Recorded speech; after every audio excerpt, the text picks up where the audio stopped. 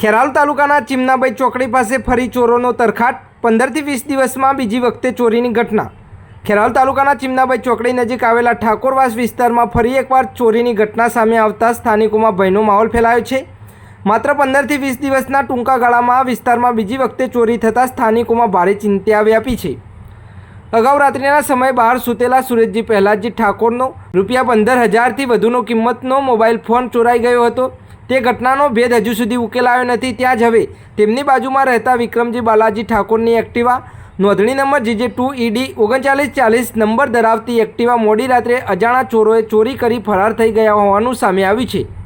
સ્થાનિકોના જણાવ્યા મુજબ રાત્રિના અંધારાનો અને મોકાનો લાભ ઉઠાવી ચોરો પળવારમાં વાહન ચોરીને ફરાર થઈ ગયા છે। ચીમનાભાઈ ચોકડી અંબાજી હાઈવે પર આવેલા વિસ્તાર હોવાથી અહીં રાત્રિના સમયે લુખ્ખા તત્વો બેફામ ફરતા હોવાનો આક્ષેપ સ્થાનિકોએ કર્યો છે। પીડિત વિક્રમજી બાલાજી ઠાકોરે આક્ષેપ કર્યા છે કે નાનીવાડા ગ્રામ પંચાયત દ્વારા હજુ સુધી વિસ્તારમાં સ્ટ્રીટ લાઇટ લગાવવાની યોગ્ય વ્યવસ્થા કરવામાં આવી નથી। જો થાંભલા ઉપર પૂરતી સ્ટ્રીટ લાઇટ લગાવવામાં આવી હોત તો કદાચ તેમની એક્ટિવાની ચોરી ન થઈ હોત। તેમણે ઠાકોરવાસમાં સ્ટ્રીટ લાઇટની સુવિધા ઉપલબ્ધ કરવા તેમજ રાત્રિના સમયે પોલીસ પેટ્રોલિંગ વધારવાની માંગ કરી છે। સળંગ બીજી વખતે બનેલી ચોરીની ઘટનાને કારણે સ્થાનિકોમાં અસુરક્ષાની લાગણી વધી રહી છે। જો કોઈ વ્યક્તિને ગુમ થયેલી એક્ટિવા JJ2ED 3940 નંબરની એક્ટિવા ક્યાંક જોવા મળે તો કૃપા કરીને તાત્કાલિક વાહન માલિક અથવા નજીકના પોલીસ સ્ટેશનમાં જાણ કરવા વિનંતી। વધુ સમાચારને અપડેટ્સ માટે જોતા રહો ઓનલાઈન ટીવી ન્યૂઝ સંજુ બાબા સાથે। શું નામ તમારું? ઠાકોર વિક્રમજી બાલાજી। ગઈ રાત્રે અમારે એક્ટિવા ચોરી થઈ ગઈ છે। કેટલા વાગે? લગભગ એ તો અંદાજો નથી પણ લગભગ 2 થી 4ના ગાળામાં। તો તમારી હવે શું માંગ છે? માંગ તો એટલી જ છે કે આ એક્ટિવા અત્યારે જો સ્ટ્રીટ લાઇટ હોત ને તો એક્ટિવા ના જ હોત। આ સ્ટ્રીટ લાઇટ નથી, આખા મહેલામાં રાતે ફરીએ ને તો એવું જ લાગે કે આપણે વગડામાં જ ફરતા હોય। સ્ટ્રીટ લાઇટ હોત તો એક્ટિવા ના જઈ હોત, અજવાળું હોત તો કોઈ ચોરી કરવા ના આવી હોત। મેન ગ્રામ પંચાયત છે ને એના દ્વારા કોઈ મતલબ સ્ટ્રીટ લાઇટ કે મહેલામાં કોઈ વસ્તુ જ નથી એમ। વિકાસના નામે એકદમ ઝીરો જ છે, કારણ કે સ્ટ્રીટ લાઇટ હોત તો અમે એક્ટિવા ચોરી ના થઈ હોત। એના 10 દિવસ પહેલાં અમારા મહેલામાં અમારા ભાના છોકરાનો જ મોબાઈલ ચોરી થઈ ગઈ। 20-25 હજારનો મોબાઈલ હતો, એની પણ FIR કરેલી જ છે। શું નામ તમારું? ઠાકોર સુરેશજી પહેલાજી। ઘટનામાં તો એવું ઘટ્યું કે મારો મોબાઈલ હતો 25-20 હજારનો। રાત્રે 10-11 વાગ્યાના ગારામાં ઊંઘેલો હતો અને રાત્રે મોબાઈલ સવારે જોયો તો મોબાઈલ હતો નહીં। તો આજુબાજુ પૂછ્યું તો કદાચ એક તપાસ કરો કે આજુબાજુ કોઈ હશે, કોઈ પણ એવું કોઈ મળ્યો નથી। પછી મેં સવારે FIR પોલીસ સ્ટેશનમાં જઈને ફરાઈ તો પોલીસમાં કીધું કે આ રીતે આવી બીના બનેલી છે મારે। 10:50 આ રીતનો ટાઈમ હતો મારો।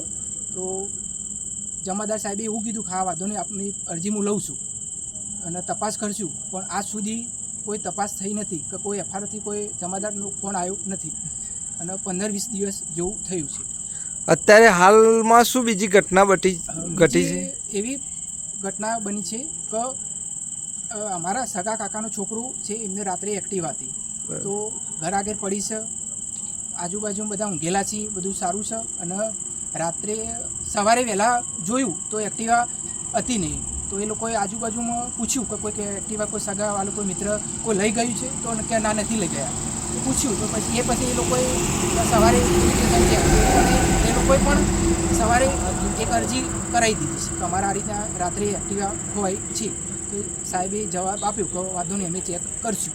હવે તમારી શું માંગ છે સુરેશભાઈ? માગણી તો એવું છે કે હવે અમારો એક અંબાજી હાઈવે પર નાનીવાડા ચીમનાભાઈ ચોકડી રોડ પર અમારો મકાન આવેલો છે, 40 ઘર આજુબાજુ મસી।